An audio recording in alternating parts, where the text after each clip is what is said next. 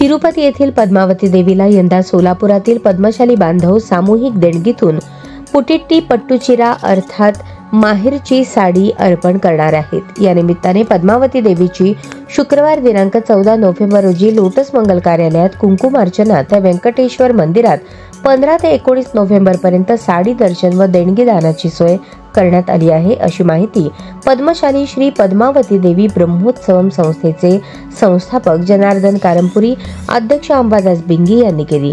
तिरुपती नजीकच्या तिरुचानूर येथील श्री पद्मावती देवी मंदिरात सालाबाद प्रमाणे नोव्हेंबर मध्ये ब्रह्मोत्सव होणार असून या उत्सवात शुक्रवार दिनांक 21 नोव्हेंबर रोजी सोलापुरातील पद्मशाली समाजाची अनेक जोडपी देवीला माहेरची साडी अर्पण करणार आहेत। याशिवाय कामगार सामान्य समाज बांधवांच्या सामूहिक देणगीतून एक स्वतंत्र साडी अर्पण करण्यात येणार आहे।